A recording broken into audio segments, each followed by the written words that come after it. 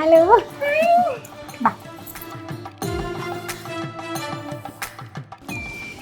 എനിക്ക് ലൊക്കേഷൻ വെച്ചപ്പോൾ വീടാന്നാ വിചാരിച്ചത്. ഇതെന്താ ഇതൊരു സ്റ്റോർ പോലെയാണോ? ഇത് ഞാൻ വിചാരിച്ചു ചെറിയൊരു ഷോപ്പിംഗ് ഒക്കെ ആയിട്ട് ഇറങ്ങിയതാണ്. അപ്പോഴെന്നെ വിളിക്കുന്നത് ഓണം ഷോപ്പിംഗ്. അപ്പോൾ ഇവിടെ തന്നെ കാണാമെന്ന് വിചാരിച്ചു. അതാ ഞാൻ ഈ ലൊക്കേഷൻ അയച്ചു. ഓക്കെ. ഓണം ഷോപ്പിംഗ് കഴിഞ്ഞ് കുറച്ച് ഓണ വിശേഷങ്ങൾ നിങ്ങളോടൊപ്പം പങ്കുവെക്കാനായി നമ്മളോടൊപ്പം ചേരുന്നത് this is playback singer Akhilanand. Welcome. Thank you. അപ്പോൾ എനിക്ക് ചോദിക്കാനുള്ളത്, ആദ്യം ആങ്കറിങ്ങിലൂടെയാണല്ലോ സ്റ്റാർട്ട് ചെയ്തത്. അത് കഴിഞ്ഞിട്ടാണ് ജാസി ഗിഫ്റ്റ് സാറിലൂടെ നമ്മുടെ മലയാളി പ്രേക്ഷകർ ഹൃദയം കീഴടക്കി കൊണ്ട് ഈ ഒരു ഫീൽഡിലേക്ക് വരുന്നത്. അപ്പോൾ ആ ഒരു ജേർണി എങ്ങനെയായിരുന്നു? How did you get into movies? ശരിയാണ്, ഈ പറഞ്ഞ കറക്റ്റാണ്. ആങ്കറായിട്ടാണ് പ്രേക്ഷകർ എന്നെ കണ്ടിട്ടുള്ളത്. ടി വി ഷോസിലൂടെയും ലൈവ് ഷോസിലൂടെയൊക്കെ ആങ്കറായിരുന്നു ഞാൻ. അവിചാരിതമായിട്ട് ജയരാജ് സാറിനെ, ആ സിനിമയുടെ ഡയറക്ടർ ജയരാജ് സാറിനെ പരിചയപ്പെടാനുള്ളൊരു അവസരം കിട്ടി. അത് ഒരു പ്രോഗ്രാം അവതരിപ്പിച്ചുകൊണ്ട് തന്നെയാണ് ആ ഒരു വേദിയിൽ ജയരാജ് സാറും സിനിമയുമായിട്ട് ബന്ധപ്പെട്ട ഒരുപാട് വ്യക്തിത്വങ്ങൾ പങ്കെടുത്ത ഒരു പരിപാടി ആങ്കർ ചെയ്തിരുന്നു. അന്ന് ഞാൻ ഒരു പ്രയർ സോങ് കൂടി ആ ഒരു ഫംഗ്ഷന് പാടി. അപ്പോൾ അതൊക്കെ കണക്ട് ചെയ്തിട്ടാണ് ജയരാജ് സാറിനെ ഞാൻ അടുത്ത് പരിചയപ്പെടാനുള്ളൊരു അവസരം കിട്ടിയത്. അങ്ങനെ പരിചയപ്പെടാൻ പറ്റിയപ്പോൾ സാർ പറഞ്ഞു, എനിക്ക് വോയിസ് നന്നായിട്ട് ഇഷ്ടപ്പെട്ടു, ഏതെങ്കിലും ഒരു പാട്ട് പാടി എനിക്കൊരു CD അയച്ചു തരുമോ, ഞാൻ കേൾക്കട്ടെ. അന്ന് ലൈവ് പാടിയതാണല്ലോ കേട്ടത്, മൈക്കിലൂടെയുള്ള സിംഗിങ് ആണ് കേട്ടത്. ഏതെങ്കിലും ഒരു പാട്ട് പാടി അയച്ചു തന്നാൽ ഞാൻ കേൾക്കാം, നോക്കട്ടെ എന്നൊക്കെ പറഞ്ഞു. അങ്ങനെ ഞാൻ എനിക്ക് ഇഷ്ടമുള്ളൊരു പാട്ട് പാടി അയച്ചു. അങ്ങനെയൊക്കെയാണ് ജാസി ചേട്ടനുമായിട്ട് ഒരു ജാസി ചേട്ടനെ കണക്ട് ചെയ്യുന്നത് പോലും. ജാസി ചേട്ടനെ അല്ല ഞാൻ ആദ്യം പരിചയപ്പെടുന്നത്, ജയരാജ് സാറിനായിരുന്നു. ജയരാജ് സാറാണ് ജാസി ചേട്ടനെ പരിചയപ്പെടുത്തിയതും. ജാസി ചേട്ടനായിരുന്നു ആ സിനിമയുടെ മ്യൂസിക് ഡയറക്ഷൻ. അങ്ങനെയാണ് അഴകാലില എന്നുള്ള പാട്ടിലേക്ക് ഒരു എൻട്രി കിട്ടുന്നത്. എന്തായാലും എല്ലാവരും നിമിത്തമാണല്ലേ? അതെ, തീർച്ചയായിട്ടും. ഞാൻ ഒട്ടും പ്രതീക്ഷിച്ചില്ല. എനിക്ക് ഒരു അവിചാരിതമായിട്ട്, ഒരു അൺഎക്സ്പെക്റ്റഡ് എന്ന് തന്നെ പറയാം, കിട്ടിയൊരു ചാൻസ് ആണ്, ഒരു ഗോൾഡൻ ചാൻസ്. അതുകൊണ്ടൊരു ജന്മിനെ കിട്ടി. ഓക്കെ. അപ്പോൾ ഒരുപാട് ഗുരുക്കന്മാർ ഈ ഒരു ഇൻഡസ്ട്രിയിലാണെന്ന് നമുക്കറിയാം. അപ്പോൾ ഇവരോടൊപ്പം ചേർന്നുണ്ടായ ഒരു വളർച്ച ഒന്ന് പറയാമോ? എങ്ങനെയാണ്? ഞാൻ ചെറുപ്പം തൊട്ട് പാട്ട്, കർണാട്ടിക് മ്യൂസിക് പഠിക്കുന്നുണ്ടായിരുന്നു. പഠിച്ചു തുടങ്ങിയത് സരസ്വതി അമ്മാൾ എന്ന ടീച്ചറുടെ കീഴിലാണ്, സരസ്വതി അമ്മാൾ. പിന്നീട് കുറേ വർഷങ്ങൾക്ക് ശേഷം ടീച്ചറുടെ മകൾ ക്ലാസ്സൊക്കെ എടുത്തു തുടങ്ങി. അങ്ങനെ ടീച്ചറുടെ മകൾ ഡോക്ടർ എസ് ഭാഗ്യലക്ഷ്മി, ഭാഗ്യ ടീച്ചറുടെ കീഴിൽ കുറേ കാലം പഠിച്ചു. പെരുമ്പാവൂർ സാർ എടുത്ത് കുറച്ച് നാൾ ക്ലാസ്സിനൊക്കെ, ഇപ്പോഴും എന്തെങ്കിലുമൊക്കെ സംശയം ഉണ്ടെങ്കിൽ സാറിനെ വിളിച്ചു കഴിഞ്ഞാൽ സാറ് ക്ലാസ് എടുത്ത് തരാറുണ്ട്. അപ്പം അങ്ങനെ ആയിരുന്നു എൻ്റെ പാട്ട് പഠിത്തത്തിൻ്റെ ഒരു തുടക്കം എന്ന് പറയുന്നത്. പിന്നീട് വീട്ടിൽ അച്ഛനൊക്കെ ക്ലാസിക്കൽ മ്യൂസിക്കിലും കച്ചേരികൾ കൂടുതൽ കേൾക്കണം, കച്ചേരികൾ ചെയ്യണം, ആ കച്ചേരി ചെയ്ത് ഒരു നല്ലൊരു പേര് എടുക്കണം എന്നൊക്കെ ആയിരുന്നു അച്ഛൻ്റെ ആഗ്രഹം. പക്ഷേ എനിക്ക് പിന്നീട് എപ്പോഴും എനിക്കൊരു കുറച്ചൊരു ടീനേജ് ഒക്കെ ആയപ്പോൾ ഫിലിം സോങ്സ്, ലൈറ്റ് സോങ്സ് അങ്ങനെ കൂടുതൽ പാടണം എന്ന്, ഗാനമേളകളിലൊക്കെ പെർഫോം ചെയ്യണം എന്നൊക്കെ ഉള്ളൊരാഗ്രഹം വന്നു തുടങ്ങിയപ്പോൾ അച്ഛൻ ഓക്കെ ഗാനമേളയ്ക്ക് പോവാം. അന്നുള്ള സിറ്റി വോയിസ് എന്നൊക്കെ പറയുന്ന ചെറിയ ചെറിയ ഗാനമേള ട്രൂപ്പുകളിൽ പാടാൻ വിളിച്ചു. അങ്ങനെയാണ് തുടക്കം. അപ്പോൾ അത് ഗ്രാജുവലി അത് ഒരു പ്രൊഫഷനാക്കിയൊന്നും ഞാൻ എടുക്കാൻ അന്ന് തീരുമാനിച്ചിട്ടുണ്ടായിരുന്നില്ല എന്ന് ഞാൻ പറഞ്ഞല്ലോ.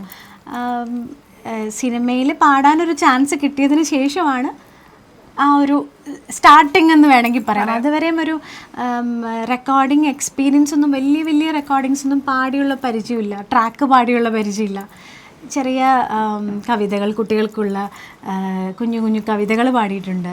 ഭാഗ്യ ടീച്ചർ തന്നെ കമ്പോസ് ചെയ്ത കുറച്ച് കവിതകൾ, പിന്നെ ഡിവോഷണൽ സോങ്സ് 1-2 ചെറിയ പാട്ടുകൾ, അങ്ങനെയൊക്കെ പാടിയുള്ള ഒരു പരിചയം മാത്രമേ ഉണ്ടായിരുന്നുള്ളൂ. അതുകൊണ്ട് തന്നെ ഞാൻ അങ്ങനെ ഒരു പ്രൊഫഷണൽ സിംഗിങ്ങിലേക്ക് പോകണം എന്നൊന്നും തീരുമാനിച്ചിരുന്നില്ല. പക്ഷേ ഇങ്ങനെയൊക്കെ എല്ലാം ഒരു നിമിത്തം അല്ലെങ്കിൽ ഒരു യാദൃശ്ചികമായിട്ട് അങ്ങനെയൊക്കെ സംഭവിച്ച കാര്യങ്ങളാണ്. അതൊരിക്കലും പറയാതിരിക്കാൻ പറ്റില്ല. പക്ഷെ ഇപ്പോൾ നോക്കുമ്പോൾ ഇത് തന്നെയാണ് എൻ്റെ തീരുമാനം, തെറ്റിയില്ല എന്ന് എനിക്കൊരു തോന്നൽ ഉണ്ടായിട്ടുണ്ട്. കാരണം കുഴപ്പമില്ല. എൻ്റെ ഒരു ഫേവറേറ്റ് സോങ് പാടിത്തരൂ, എൻ്റെ ചിത്തിര താമര തുമ്പി. ഞാൻ എപ്പോഴും മൈൻഡൊക്കെ ഇത്തിരി സാഡായിരിക്കുമ്പോൾ കേട്ടിങ്ങനെ ലയിക്കുന്നൊരു പാട്ടിനൊരു പ്രത്യേകത എനിക്ക് പറയാനുള്ളത്, ദാസാറിനോടൊപ്പമാണ് പാട്ട് പാടാനുള്ള ഒരു ഭാഗ്യം കിട്ടിയത്. ഞാൻ എല്ലാ സ്റ്റേജിലും ആ പാട്ട് പാടുമ്പോൾ പാട്ട് പാടാൻ ആ പാട്ട് എനിക്ക് എല്ലാ സ്റ്റേജിലും പാടണമെന്ന് ആഗ്രഹമുണ്ട്. ഇത് തന്നെയാണ് ഞാൻ പറയുന്നത്. 2010 സിനിമ റിലീസ് ചെയ്തത്. 4 ഫ്രണ്ട്സ്. എം ജയചന്ദ്രൻ ആയിരുന്നു സംഗീത സംവിധാനം. ദാസാറിൻ്റെ കൂടെയും വിജയ് യേശുദാസിൻ്റെ കൂടെയും പാടാൻ ഒരു ചാൻസ് ഉണ്ടായിരുന്നു ആ പാട്ടിൽ. പാടാം. എൻ്റെ ചിത്തിരത്താമരത്തുമ്പി നിന്റെ കുട്ടിക്കുറുമ്പെനിക്കിഷ്ടം, ഇലക്കൂട്ടിലേ കളിക്കൊഞ്ചലേ നിന്നെ പൊട്ടുകുത്തിക്കാൻ മൈന, കണ്ണുവാലിട്ടെഴുതാൻ തത്ത, വിരുന്നേകുവാൻ പിറന്നാൾ കിളി, എൻ്റെ ചിത്തിരത്താമര തുമ്പി. Thank you so much. അപ്പോൾ ഭാവി പരിപാടികൾ എന്തൊക്കെയാണ്? What are your future projects? Future projects ഇപ്പോൾ പാടിയിട്ടുള്ള സിനിമകളാണ് ചോദ്യമെങ്കിൽ, ഇപ്പോൾ ഔസേപ്പച്ചൻ സാറിൻ്റെ കമ്പോസിങ്ങിൽ ഒരു പാട്ട് പാടിയിട്ടുണ്ട്. മച്ചാൻ്റെ മാലാഖ എന്നാണ് സിനിമയുടെ പേര്. അതിപ്പോൾ ഓണത്തിനടുപ്പിച്ച് റിലീസാവും എന്ന് പ്രതീക്ഷിക്കുന്നു. നമ്മൾ കട്ട വെയിറ്റിംഗ് ആണ്. അതൊരു ഡുവറ്റ് സോങ് ആയിരുന്നു. ഔസേപ്പച്ചൻ സാറിൻ്റെ പാട്ട് ഞാനിപ്പോൾ ആദ്യമായിട്ടാണ് പാടുന്നത്. അപ്പോൾ ആ ഒരു എക്സൈറ്റ്മെൻ്റ് ഉണ്ട് തീർച്ചയായിട്ടും. പിന്നെ ജയരാജ് സാറിൻ്റെ തന്നെ പെരും കളിയാട്ടം എന്ന് പറഞ്ഞ സിനിമയിൽ ജാസ്റ്റേൻ്റെ കൂടെ ഒരു ഡുവറ്റ് സോങ് കൂടി പാടിയിട്ടുണ്ട്. അപ്പോൾ അതും വെയിറ്റിംഗ്. അതും ഷൂട്ട് കഴിഞ്ഞു എന്നൊക്കെയാണ് അറിഞ്ഞത്. എന്നാ റിലീസെന്ന് അറിയില്ല. അപ്പോൾ അതൊക്കെയാണ്. പിന്നെ മകുടി, അങ്ങനെ കുറച്ച് സിനിമകൾ ഞാനും വെയിറ്റിംഗ്.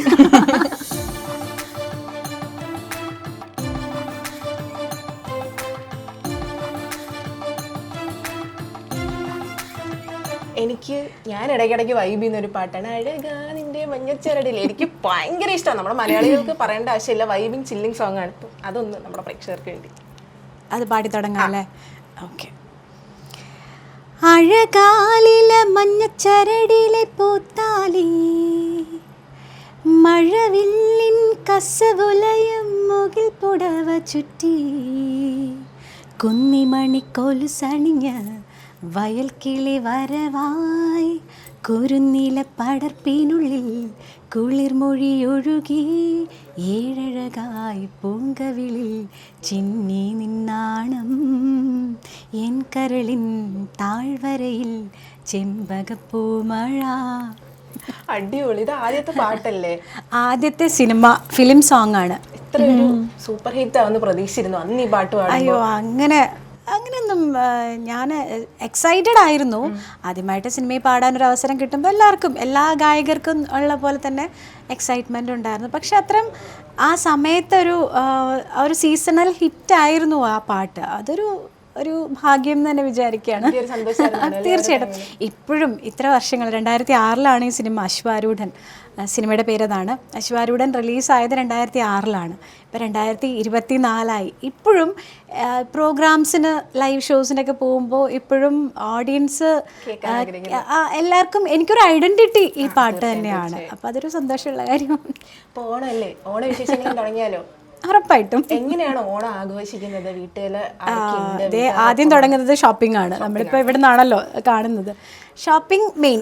കാരണം ഓണം റിലേറ്റ് ചെയ്ത് കുറേ പ്രോഗ്രാംസ് ഉണ്ടാവാറുണ്ട്. ഇപ്പോൾ ഒരു പ്രൊഫഷൻ ഇതായതിനു ശേഷം ഓണം എന്ന് പറയുന്നത് ഞങ്ങളെ സംബന്ധിച്ച് ഒരു കലാകാരി എന്നുള്ള നിലയ്ക്ക് ലൈവ് ഷോസും റെക്കോർഡിങ്സും ഇതുപോലെയുള്ള ഷൂട്ടുകളും ഒക്കെയാണ്. അപ്പോൾ തീർച്ചയായിട്ടും ഓണം അടുക്കാറാവുമ്പോഴേ ഷോപ്പിംഗ് സ്റ്റാർട്ട് ചെയ്യും. അതാണ് എൻ്റെ ഓണത്തിൻ്റെ തുടക്കം എന്ന് പറയുന്നത്. അതാണ്. പിന്നെ കുടുംബത്തോടൊപ്പം ഓണം ആഘോഷിക്കാനാണ് എപ്പോഴും ഇഷ്ടം, സന്തോഷം. പറ്റുമ്പോഴൊക്കെ. കാരണം ഇപ്പോൾ ട്രിവാൻഡ്രത്താണ് ഞാൻ താമസിക്കുന്നത്. ട്രിവാൻഡ്രത്ത് തന്നെയാണ് പ്രോഗ്രാംസ് ഉണ്ടെങ്കിൽ തീർച്ചയായിട്ടും ഓണം എല്ലാവരുമായിട്ടും സെലിബ്രേറ്റ് ചെയ്യാനാണ് ആഗ്രഹം. ഫാമിലി, അതെ, ഹസ്ബൻഡ്, ഒരു മോനുണ്ട്. എല്ലാവരും സുഖമായിരിക്കുന്നു. ഓണപ്പാട്ട് പാടാം. ഓണപ്പാട്ട് എന്ന് പറയുമ്പോൾ നമുക്ക് ഒഴിച്ചുകൂടാൻ പറ്റാത്ത കുറേ പാട്ടുകളുണ്ട്. പക്ഷേ ഞാൻ അധികം ആരും ഓണത്തിന് സെലക്ട് ചെയ്ത് പാടാത്തൊരു പാട്ട് പാടാം. പക്ഷേ എല്ലാവർക്കും ഇഷ്ടമുള്ള പാട്ടാണ്. ചിത്ര ചേച്ചി പാടിയ പാട്ടാണ് മഞ്ഞൾ പ്രസാദവും. അതിൽ ചെറിയൊരു ഓണമൊക്കെ ഉണ്ട്. അത് പാടിയാലോ? പിന്നെ. മഞ്ഞൾ പ്രസാദവും നെറ്റിയിൽ ചാർത്തി, മഞ്ഞക്കുറി മുണ്ടു ചുറ്റി, ഇന്നിൻ്റെ മുറ്റത്ത് പൊന്നോണപ്പൂവേ നീ വന്നു ചിരി തൂകി നിന്നു, വന്നു ചിരി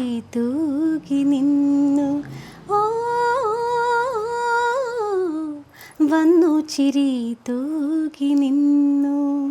ഫീലിംഗ് വെരി ഇതൊരു ഓണപ്പാട്ടാണെന്ന് ആരെങ്കിലും വിചാരിച്ചു കാണുമോ? ഇത് പാടുമെന്ന് ഞാൻ പ്രതീക്ഷിച്ചില്ല. എനിക്ക് ഇഷ്ടമുള്ള ഒരു പാട്ടാണിത്. ഓണസദ്യ നമ്മൾ മലയാളികൾക്ക് ഒഴിച്ചുകൂടാൻ പറ്റാത്ത ഒരു കാര്യമാണ് ഈ ഓണസദ്യ. ഓണസദ്യ കഴിക്കാറുണ്ടോ? കഴിക്കാറുണ്ട്. ഇതിൽ ഏറ്റവും ഇഷ്ടപ്പെട്ട കുക്കാറുണ്ടോ എന്ന് ചോദിക്കരുത്. ഓക്കെ, ഇതിൽ ഏറ്റവും ഇഷ്ടപ്പെട്ട വിഭവം ഏതാണ്? എനിക്ക് ഓണസദ്യ ഭയങ്കര ഇഷ്ടമാണ്. അപ്പോൾ അതുകൊണ്ട് എല്ലാം ആസ്വദിച്ചാണ് കഴിക്കാറ്. എന്നാലും നമ്മൾ ഈ കല്യാണത്തിനും അല്ലാതെ സദ്യ കഴിക്കുന്ന സമയത്ത് ഏറ്റവും ആഗ്രഹിച്ചിരിക്കുന്നത് അവസാനത്തെ പാൽപ്പായസമാണ്. തിരുവനന്തപുരത്ത് പ്രത്യേകത എന്ന് പറഞ്ഞാൽ പാൽപ്പായസത്തിൻ്റെ കൂടെ ബോളിയും കൂടെ കിട്ടും, അറിയില്ലേ? അപ്പോൾ അതാണ് എനിക്ക് ഏറ്റവും ഇഷ്ടമുള്ള, ഞാൻ ആസ്വദിച്ച് കഴിക്കുന്ന. അരിപ്പായസമാണ് ഇഷ്ടം. ഓണസദ്യയുടെ ഓർഡർ അറിയാമോ? എന്തൊക്കെയാണ് വെക്കുന്നത്? ട്രൈ ഔട്ട് വെറുതെ. ഏത് സൈഡിൽ നിന്ന് തുടങ്ങണം? ഈ സൈഡ്, ലെഫ്റ്റ്. ഉപ്പേരി അങ്ങനത്തെ ചിപ്സും കാര്യങ്ങളൊക്കെ വെക്കുമല്ലോ, ശർക്കര വരട്ടി, അത് സൈഡിലുണ്ടാവും. പഴം ഉണ്ടാവും, ചെറിയ പഴം, അച്ചാറുകൾ, ഇഞ്ചിക്കറി. ഇഞ്ചി ഇല്ല, അറിയില്ല അല്ലേ? നോട്ടം കണ്ടാൽ മനസ്സിലായി. ഇഞ്ചിക്കറി എന്നാണ് ഞങ്ങൾ പറയുന്നത്, അതിനെ വേറെ ഓരോ സ്ഥലത്ത് ഓരോരോ. പിന്നെ കിച്ചടി, പച്ചടി, കിച്ചടി, അങ്ങനത്തെ ഐറ്റംസൊക്കെ. അവിയൽ, തോരൻ. അയ്യോ, ആണോ എന്തോ ഇതാണോ സംഭവം? എനിക്കും കറക്റ്റ് ഓർഡർ പറഞ്ഞൂടെ, കഴിക്കാൻ പറ്റും. പിന്നെ അതിനിപ്പുറം പിന്നെയും വിഭവങ്ങൾ ഉണ്ടാവുമല്ലോ, ഓലൻ, കാളൻ, അങ്ങനത്തെ. അതേ പറഞ്ഞു തരുന്നു എനിക്ക്. അതൊക്കെ ഇവിടെ വരും. പപ്പടം ഈ സൈഡിലുണ്ട്, അത് ഓൾറെഡി ശർക്കര വരട്ടിയുടെയൊക്കെ കൂടെ ഒരു പപ്പടം ഉണ്ടാവും. പിന്നെ കറികൾ ഒഴിക്കുന്നത് ആദ്യം പരിപ്പ് കറി, പിന്നെ സാമ്പാർ, പിന്നെ പുളിശ്ശേരി. എൻ്റെ അമ്മേ, രക്ഷപ്പെട്ടു. ഇതൊക്കെ ഉണ്ടാക്കാൻ വലിയ പിടിയില്ലെങ്കിലും ഉണ്ടാക്കും. ഞാൻ അത്ര വലിയ നല്ലൊരു കുക്കൊന്നുമല്ല, എനിക്ക് അത്ര ഇൻട്രസ്റ്റും ഇല്ല, കുക്ക് ചെയ്യാൻ വലിയ താല്പര്യം ഇല്ല. അതിപ്പോൾ വീട്ടിൽ ഹസ്ബൻഡിനും നന്നായിട്ട് അറിയാം. അത്യാവശ്യം കുക്ക് ചെയ്ത് ജീവിക്കാനുള്ളത് കുക്ക് ചെയ്യും എന്നല്ലാതെ ഒരു സദ്യ വിഭവങ്ങളൊക്കെ ഉണ്ടാക്കാൻ പറഞ്ഞു കഴിഞ്ഞാൽ ഞാൻ ചെറുതായിട്ട് പെടുമല്ലേ, എനിക്ക് ഹെൽപ്പൊക്കെ വേണം. അത് പക്ഷേ ഈ ഓർഡർ കുഴപ്പമില്ലാതെ കറക്റ്റായും തോന്നുന്നില്ല. ഇതിൽ ഈ പറഞ്ഞ ഓർഡറിൽ ഏറ്റവും നന്നായിട്ട് വെക്കാവുന്ന കോൺഫിഡൻസ് ഉള്ള റേറ്റ് ചെയ്ത്? അയ്യോ,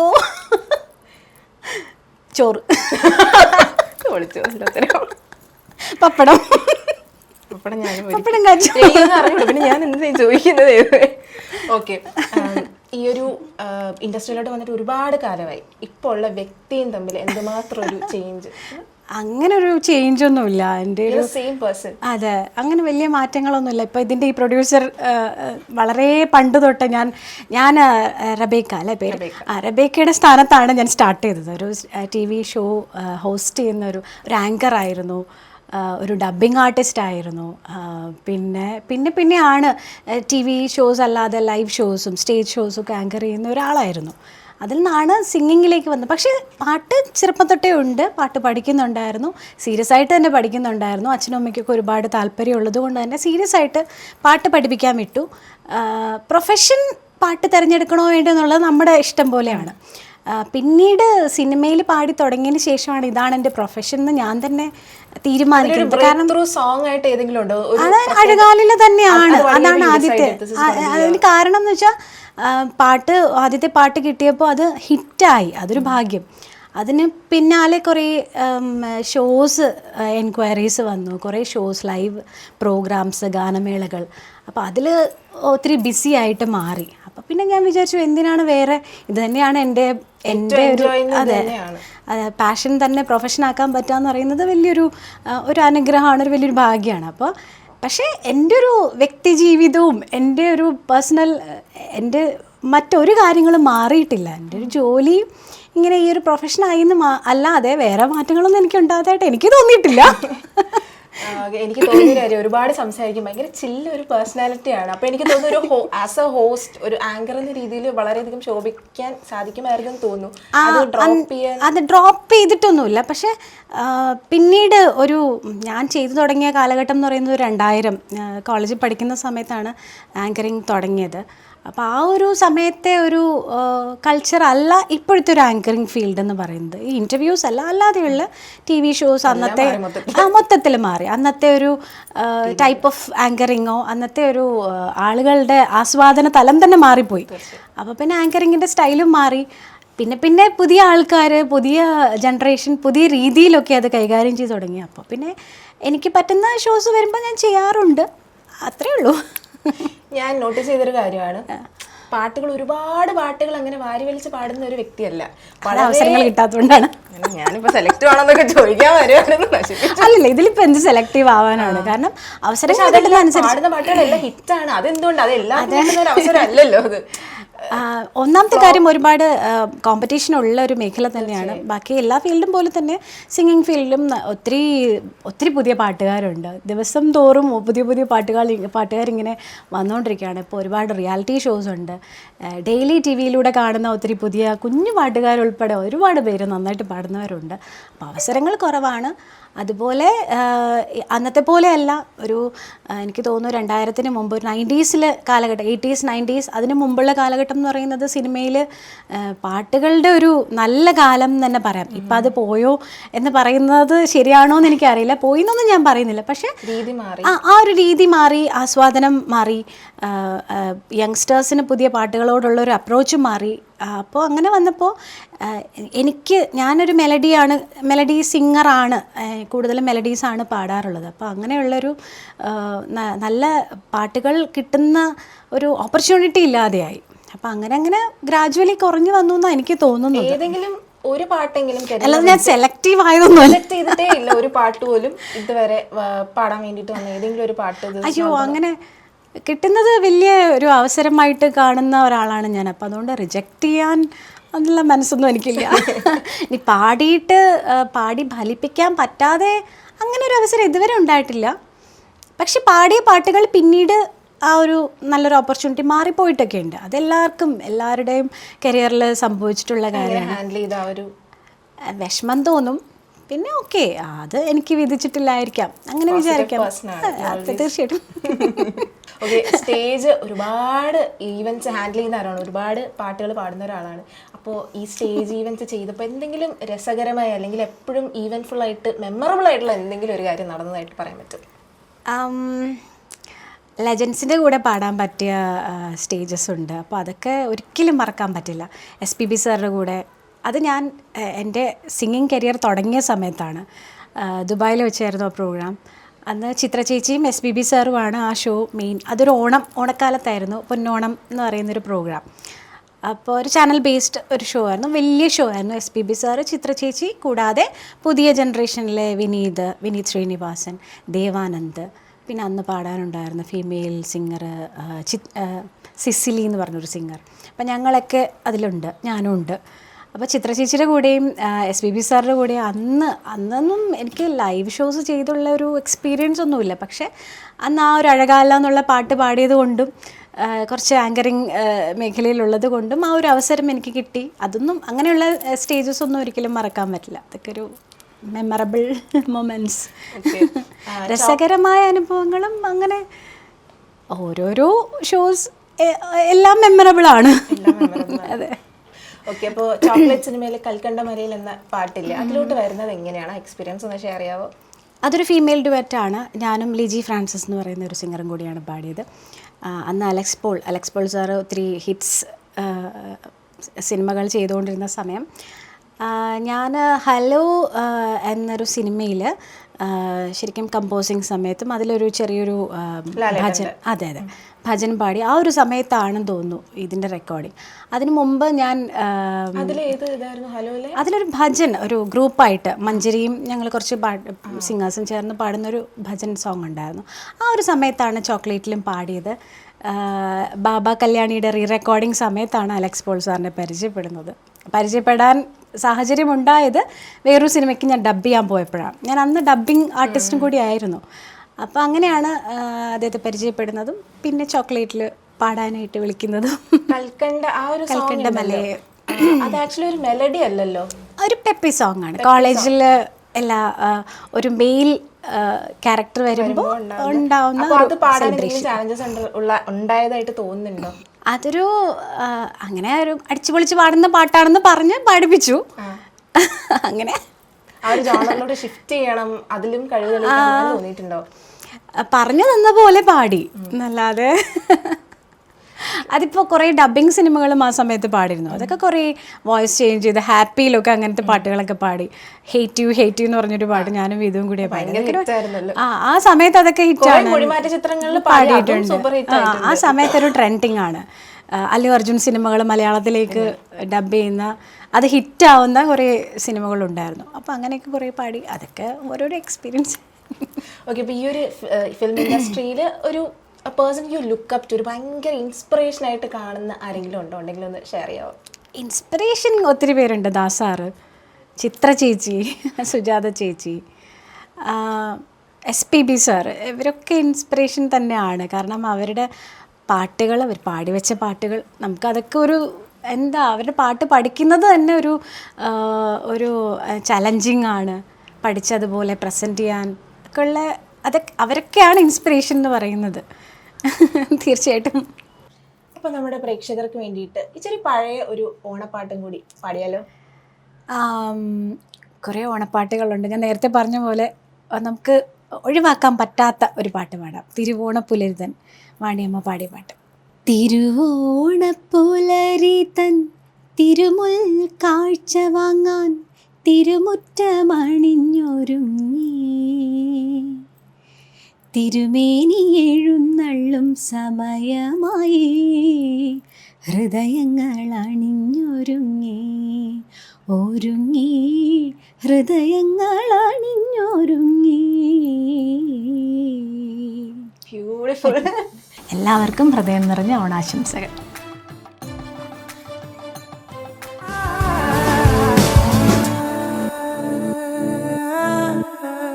TCV ഓണം പ്രത്യേക പരിപാടികൾ നിങ്ങൾക്കായി സമർപ്പിക്കുന്നത് NTC finance in association with Swarnamukhi gold and diamonds.